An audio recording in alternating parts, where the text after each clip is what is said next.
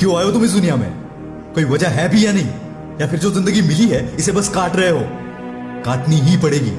वजह नहीं है तो काटनी ही पड़ेगी। और अगर ऐसी दिन काटने हैं तो 99% आबादी जैसे जी रही है वैसी जियोगे और एक दिन ऐसी ही मर जाओगे। एक छोटी सी कहानी सुनाता हूं दोस्त। एक गांव में एक बच्चे का जन्म हुआ। थोड़ा बड़ा होते ही वो बाकी बच्चों की तरह स्कूल जाने लगा।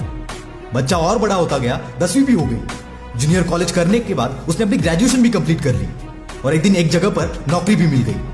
फिर उसकी शादी हुई, बच्चे हुए और कुछ सालों बाद वो मर गया। क्यों? कहानी पसंद नहीं आई? पसंद नहीं आई तो बदल दो। तुम्हारी खुद की तो कहानी है और कहानी बदलनी है तो सबसे पहले उस वजह को ढूंढो, उस मकसद को ढूंढो जिसके लिए उस ऊपर वाले ने तुम्हें इस दुनिया में भेजा है। क्योंकि जब तक वो वजह पता नहीं होगी वो मोटिवेशन नहीं मिलेगा। और इसलिए मोटिवेशनल वीडियोस देखकर लोग बोलते हैं कि भाई मोटिवेशन ज्यादा देर तक नहीं रहता। अरे रहेगा भी कैसे? अगर उस मोटिवेशन को कोई वजह नहीं मिलेगी तो वो तो हवा होगा ही ना। पर जब कोई मकसद मिलेगा, कोई वजह मिलेगी तो तुम्हें पता होगा कि तुम्हें करना क्या है, तुम्हारा सपना क्या है।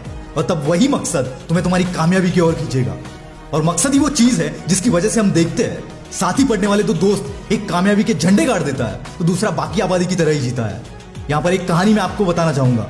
एक गांव में दो भाई रहते थे। उनके पिता की एक आदत थी कि वो बहुत ज्यादा शराब पीते थे और घर आकर मारपीट करते थे। दोनों बच्चों को सेम ट्रीटमेंट मिलती थी। फिर भी कुछ सालों बाद एक बच्चा आईएएस ऑफिसर बन गया तो दूसरा अपने बाप की तरह ही शराबी बन गया। जब उनसे पूछा गया तो दोनों का भी जवाब सुनने लायक था। इसे बहुत ध्यान से सुनना।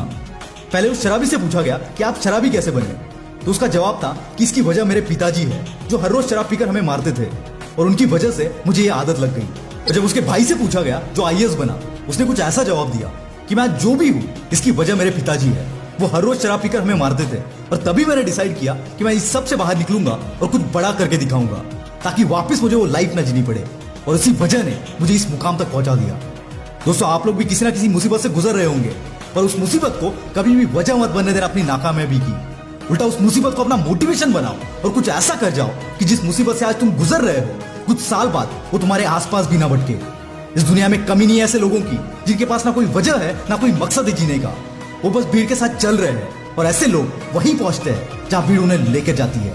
बड़ा सपना देखना कोई बड़ी बात नहीं है दोस्त, वो तो हर कोई देखता है। कोई भी नहीं चाहता स्ट्रगल वाली जिंदगी जीना, पर हर कोई वो वजह नहीं ढूंढ पाता जो उनके सपनों की आग को भड़काने के लिए पेट्रोल का काम करे।